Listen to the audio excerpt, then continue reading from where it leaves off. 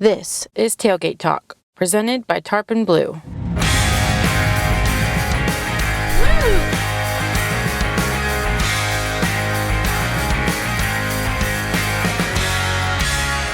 In this series, we're going to show you everything Texas and its surrounding southern states has to offer from our very own tailgate.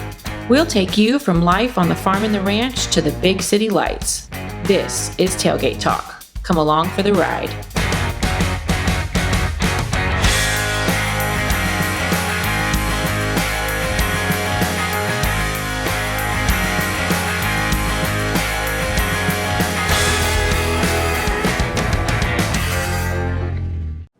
Good morning, everybody. Welcome to Wimberley, Texas, and more specifically, Wimberley Glassworks here in Wimberley. I'm Wade Dahl with Tarpon Blue Real Estate here in Wimberley, and the fine folks here at the Glassworks have agreed to visit with us and show us their products and demonstration. I'm going to ask Vanessa and Wes are here. I'm going to ask them to introduce themselves so y'all get to know them. And Vanessa will give us a little history on the business, and Wes is the glass blower. And after we're through here, we're going to go to the back, and Wes is going to give us a demonstration on some glass blowing. So Vanessa, I'll turn it over to you, please. Hi there. Well, thanks for coming. We're happy to have you here today. My name's Vanessa DeYoung, and been with the Glassworks for a long time. Started off 30 years ago is when the business started in 1992. Tim came from the East Coast, and he came out this way on a vacation to get away, came over the hills, saw the Wimberley Valley, and decided this is where he wanted to set up shop. So it's been 30 years now, and I came along a little bit later. He and I met when I came out for a girls' weekend to watch glass blowing, and we got to know each other. I started working with some of our commercial designs. We've got glass installations across the country, and lobbies and high-rises, and all the way down to residential homes that are really beautiful. And we started doing that work together, and it's grown since then. And now we're married and work on the business together. The future of the business is going to be Wes. He's going to be taking us into the future. That's the plan. Mm-hmm. So my name's Wes Sweetser. I'm the production manager here, so I'm the one who makes sure everything gets made. Mm-hmm. I've been here for 20 years now, so it's been a while. I've gotten a lot of stuff made in those years, so it's been fun to watch the place grow. And yeah, mm-hmm. So I'm excited to keep making stuff. So we're gonna head into the shop and make something for you today. We're making one of our river timber vases, just kind of a tall textured vase. So, all right. Before we go back in there and look at the demonstration, what are some more of the unique pieces y'all have made? I know you do custom work and also your own production and designs, but just give us an idea of some unique items you've made, and I know you've sent them all over the world. Well, I mean, a lot of our large installations, like Vanessa was talking about, people just come to us and, with an idea or a concept or a color pattern and say, hey, we need a lot of glass to fill up this big space. And then we get to work from there, design stuff, and yeah. A lot of our projects have been designed nature, especially in Texas. We've got some installations called the River of Glass, Sunset in Matagorda Bay, and projects that look like water across the ceiling of a lobby, maybe. But all of our work is a lot of commercial work, but within the gallery and the shop that everyone can come by and see and watch us make glass would be our residential lighting. We've got chandeliers and pendants. And then as far as home decor, we have vases and beautiful sculpture that look like liquid glass, encapsulating beautiful colors, all the way down to things just like pumpkins and ornaments. We have an annual ornament design that we do every year, and people have been collecting for over 30 years now. So seasonal designs as well. Mm-hmm. Seasonal, yes. Mm-hmm. Mm-hmm. Well, that's great. But there's a lot to see, and it's a fun place if you want to come by and visit and see what we do.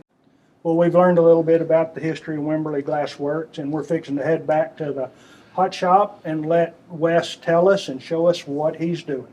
All right, let's head on in.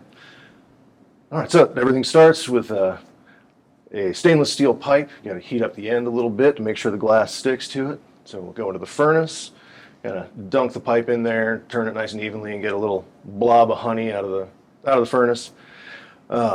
We just have to shape it up a little bit, get it nice and even, so we can blow a little bubble into it.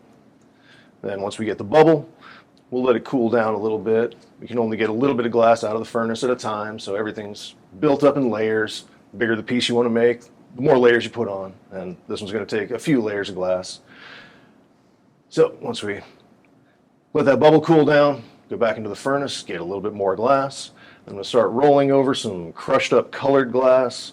It's a nice kind of amethyst purple color. We just buy little bits of crushed up pre-colored glass. There's factories that just melt that for us. So we just roll into that pile a couple times, get a nice layer of color on there. And again, shape it up, smooth it out. And we'll let that cool down and get our last layer of clear on top so we have enough glass to make a nice size vase. And once we get that glass on there, make sure it's nice and even over our colored bubble, and then start shaping it up using it's called a Marver table. It's a big slab of stainless steel that cools down, shape up the glass real easy.